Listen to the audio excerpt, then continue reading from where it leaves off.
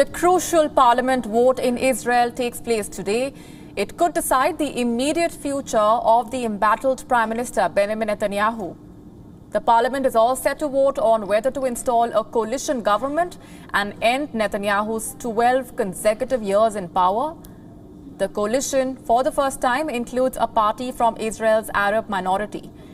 Under a proposed power-sharing agreement, Naftali Bennett of the ultra-nationalist Yamina party will be replacing Netanyahu. Bennett will be leading an ideologically varied alliance. The anti-Netanyahu bloc includes parties from the right, the left and the centre, as well as an Arab Islamic conservative party.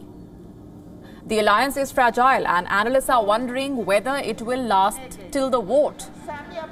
And if the coalition does last until 2023, Bennett has agreed to cede the premiership to Yair Lapid, a centrist former television host. And just ahead of that contentious vote, many citizens have already started celebrating Netanyahu's defeat. Around 2,000 people demonstrated outside the Jerusalem residence of Benjamin Netanyahu.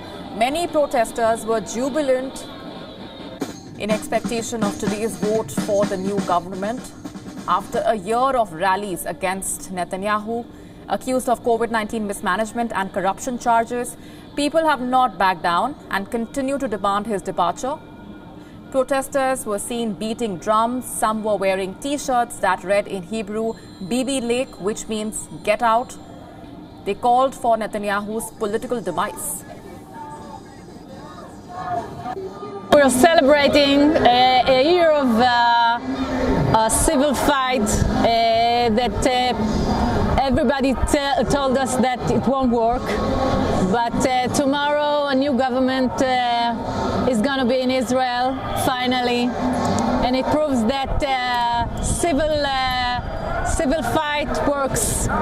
You just have to be persistent and optimistic and believe in the change the people deserve.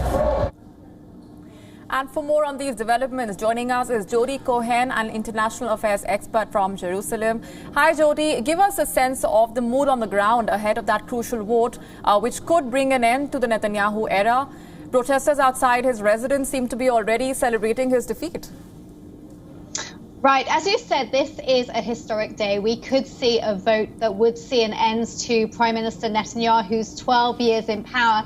He's the longest serving Prime Minister in Israeli history.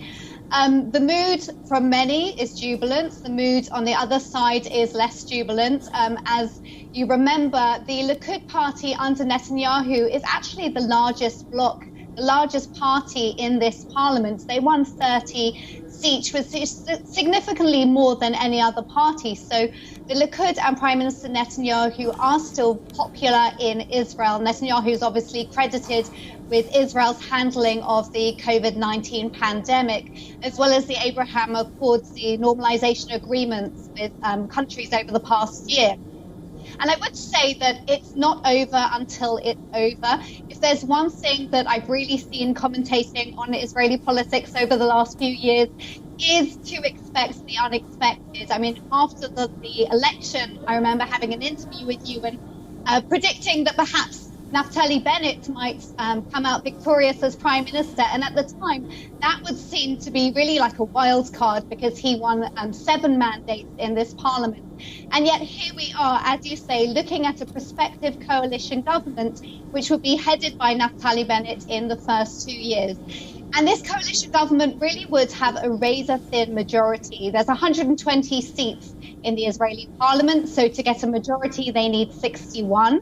The Change bloc is actually meeting ahead of the vote this afternoon in order to make sure that everybody really is present, because that's also happened in Israeli history before, that somebody might go missing before a crucial vote, and in fact that can turn the course of history.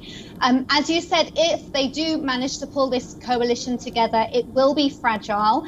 A recent Channel 12 poll showed that the plurality of Israelis are in favour of this coalition government, but don't actually think that it will last. And in fact, this morning we saw one of the members of parliament from the Yisrael Beitenu party wasn't happy with the post that he was offered, said he will vote for the coalition government today, but that he won't be held by his party's position after that. And Netanyahu is actually counting on this. He's hoping to become leader of the opposition and to maintain that position as head of his party, even though we are looking at a vote on who will lead the Likud party going forward. We're not sure when that will happen. But Netanyahu is counting on the fact that this is a very fragile coalition, and even if the vote is successful today and the coalition government goes ahead, he's counting on it not lasting very long, and he will be there as leader of the opposition, ready for the next election. Jody Cohen, thanks very much, leaving it there for the moment. WION now available in your country. Download the app now. Get all the news on the move.